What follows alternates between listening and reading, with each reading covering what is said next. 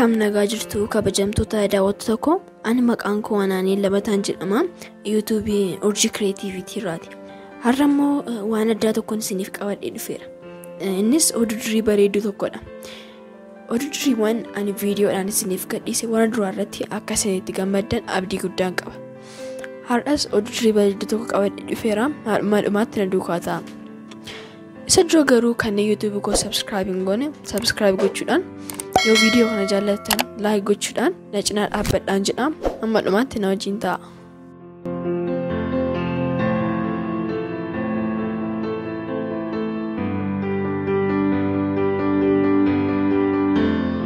Mata dureen oduu durii kooti masaraa jaldeessaa jedha. Gaaf tokko biyya tokko keessatti jaldeeyyiin jiraatan walgahii taasisanii seera tumatan. Seera tumatan keessaa tokko mootii isaan bulchu filachuudha.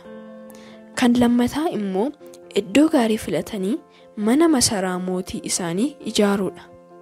Seerri sadaffaan qabeenya isaanii ilma namaatiin gargar qoodachuudha.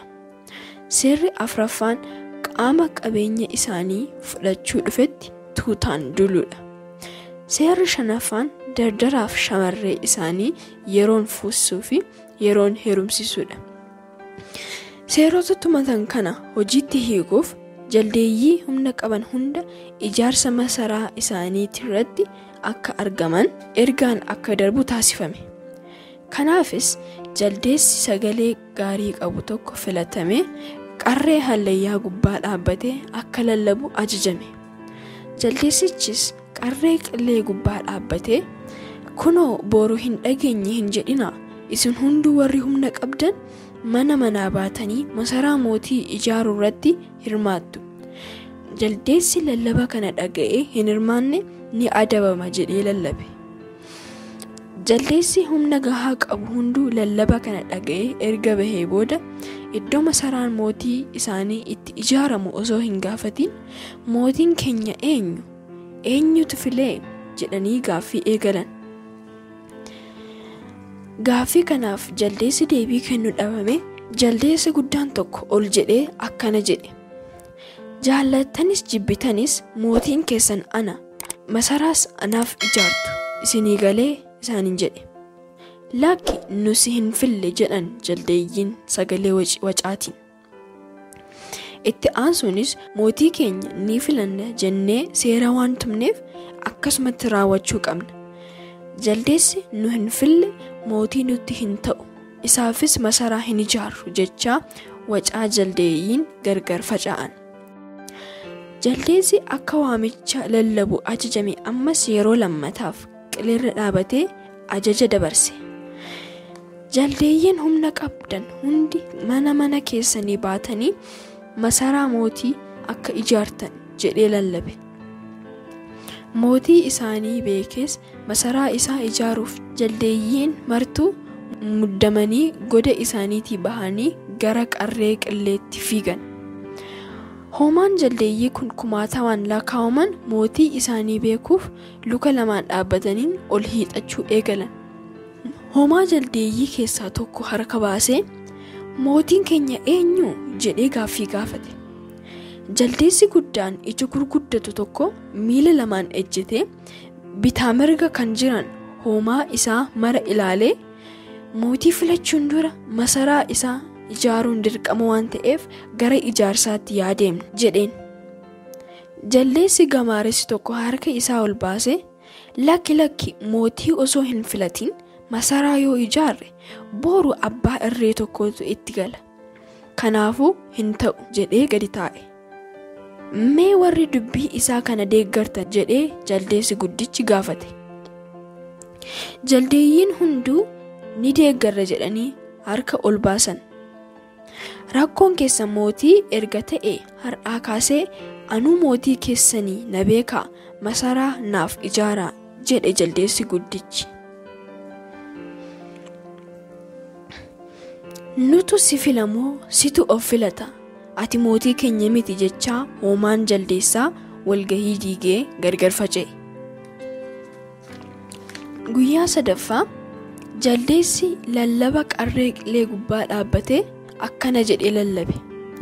Dhagaa dhaggeeffadhaa, gurra guurii guurradhaa.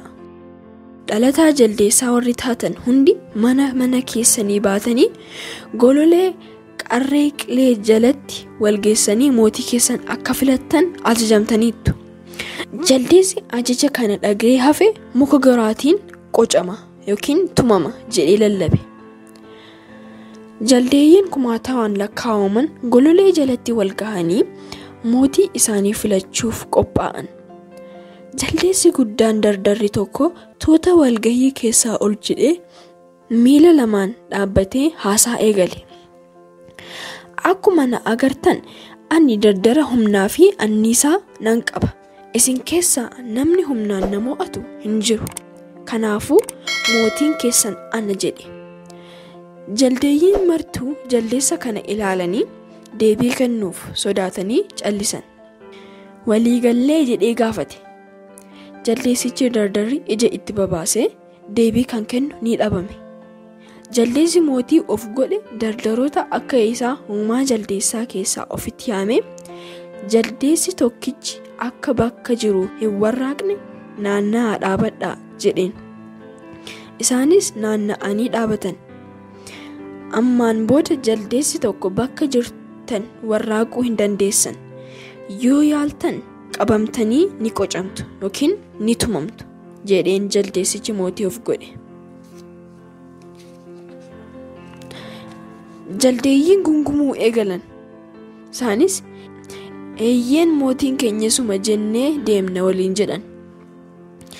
Achumaan jaarsi jaldeessaa tokko ol ka'ee miila lamaan dhaabbatee "Noo hoomaan jaldeessaa, ati mootii keenya ta'uu itti walii galle" jedhee gadi taa'e.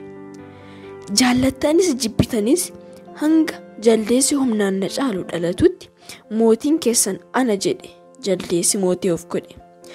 Kana booda gara mana keessaniitti galuu ni dandeessu. Gara fuulduraa yoo isin barbaanne isinitti lallabna jedheen hoomaa jaldeessaati.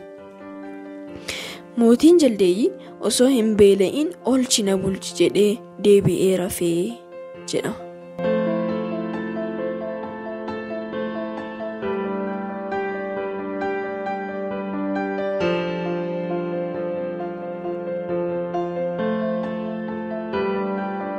Egaan kabajamtoota daawwattoota koo, oduu durii ani har'a isiniif dhiyeesse irratti akka isin gammaddan abdii guddaan qaba. Viidiyoo biraatiin hanga arginutti kanneen subscribe hin goone subscribe gochuu, yoo viidiyoo kana jaallattan like gochuu fi yaada qabdan immoo koomentii keessatti naaf laadhaa jechaa nagaan isinitti dhaama. Nagaatti naaf tura.